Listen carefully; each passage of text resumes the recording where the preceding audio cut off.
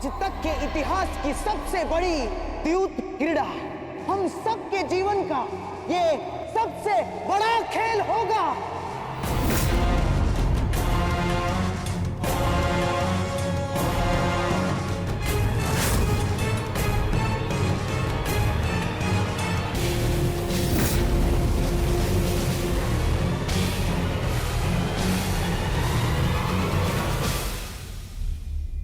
मैं आपको वचन देता हूं सम्राट, न केवल आपके लिए अपितु यहां उपस्थित सभी व्यक्तियों के लिए ये खेल अविस्मरणीय रहेगा।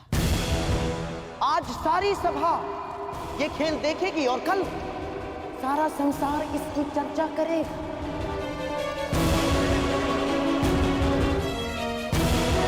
और ये इतिहास भी कभी नहीं भूलेगा और ना ही भूलेगा द्रौपदी का अपमान।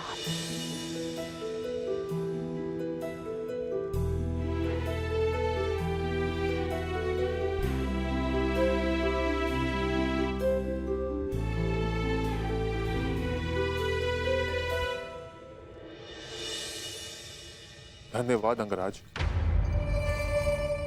आपने मेरे कर्मों का दंड मेरे परिवार को ना देकर मुझ पर बहुत बड़ा उपकार किया है।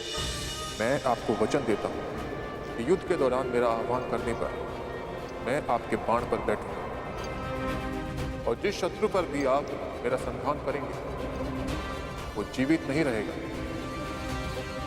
अब मुझे आज्ञा दें। रुको अश्वसेन,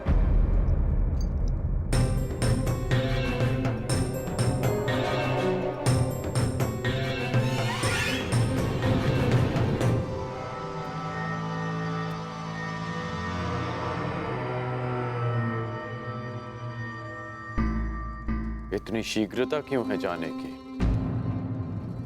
तुम साधारण सर्प नहीं हो जो अपनी भोजन की खोज में निकला और अचानक रुशाली सामने आ गई और तुमने उसे डस लिया। और तुम्हारा निवास स्थान तो भुगत ग्राम से बहुत दूर है। तो स्पष्ट करो अश्वसेन कि तुम यहां क्यों आए थे?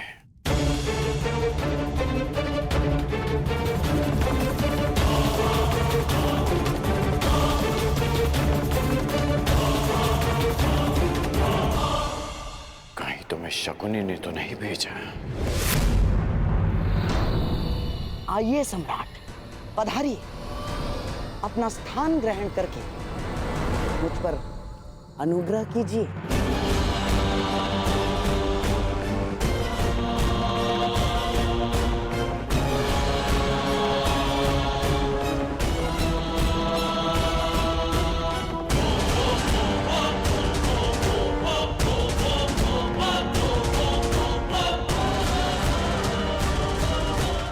राज शकुनी हस्तिनापुर में पांडवों के विरुद्ध एक बहुत बड़ा षड्यंत्र रचने जा रहे हैं। पांडवों ने खांडवप्रस्थ को भस्म करके मुझे और मेरे परिवार को गृह विहीन कर दिया था।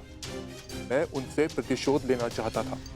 शकुनी ने आपको इस षड्यंत्र से दूर रखने के लिए मुझसे यह संधि की कि यदि मैं आपको युद्ध क्रीड़ा भवन से दूर रखता हूं तो वो पांडवों को इंद्रप्रस्थ से खदेड़ फेंकेंगे। आज गांधार राज युद्ध क्रीड़ा में पांडवों का सर्वस्व हर लेने वाले हैं। लीजिए सम्राट, आपके मनोरंजन का प्रबंध हो गया है और आशा है कि सभा में उपस्थित सभी का मनोरंजन होगा।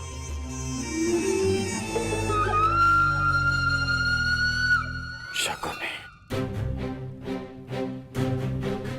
ना तुम मुझे युद्ध क्रीड़ा में सम्मिलित होने से रोक पाओगे और ना मैं पांडवों से छल करने में तुम्हें सफल होने दूंगा।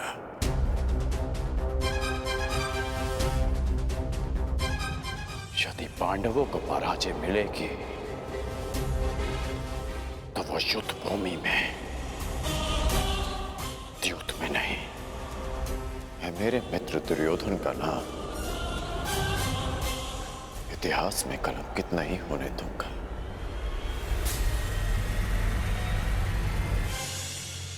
अरे साम्राज्ञी, आप अभी तक द्वार पर ही खड़ी हैं? आइए, आपके बिना तो इस खेल में आनंद ही नहीं आएगा। आइए ना। मेरे कहने का तात्पर्य यह है कि आप भी इस खेल का आनंद उठाइए। आओ मेरे भांजो, भीम, नकुल, सहदेव, धनुर्धारी अर्जुन, आओ, पधारिए, पधारिए।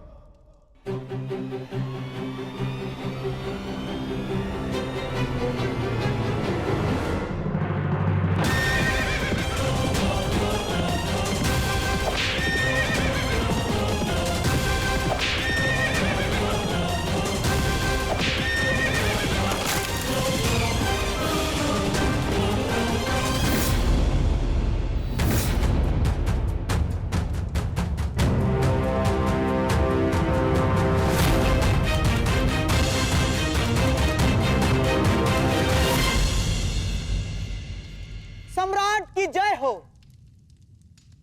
सम्राट, चौसर के नियम तो आपको ज्ञात होंगे ही।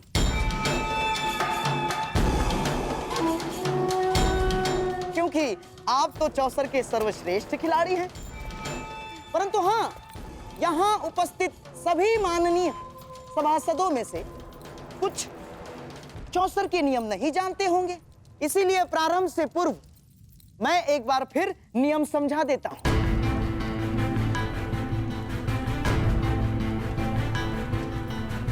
आपके और मेरे दुर्योधन के पास ये चार मेरू हैं। अपने अपने घरों में आपके पास से जितने अंक फेंकेंगे उतने ही घर आपके ये मेरू आगे बढ़ेंगे। और फिर चौसर के केंद्र का एक चक्र पूर्ण करने के पश्चात ये मेरू चला जाएगा दुर्ग में, जिससे सारे मेरू सबसे पहले इस दुर्ग में जाएंगे। वो होगा इस पारी का विजेता। और हां, यदि मध्य में ही एक प्रतिद्वंद्वी का मेरू दूसरे के मार्ग में आता है तो उस मेरू को ध्वस्त माना जाएगा। आपने खेल के नियम तो भली भांति समझा दिए मामा श्री, परंतु खेल खेलने के लिए पासे कहाँ हैं? अति उत्तम सम्राट, अति उत्तम। अतिथि को निमंत्रण देने से पूर्व भोजन की और युद्ध पर जाने से पूर्व शस्त्रों की व्यवस्था करना बुद्धिमानों का लक्षण है। ये रहे पासे।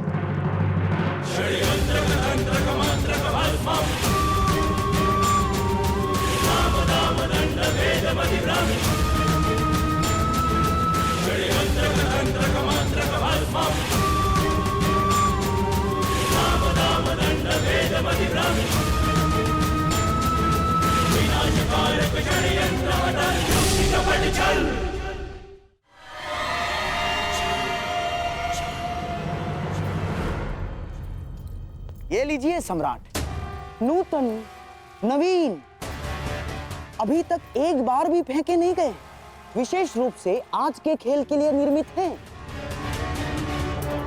अब आप अतिथि हैं और सम्राट भी, इसीलिए आज के खेल का पहला पासा आप फेंकेंगे।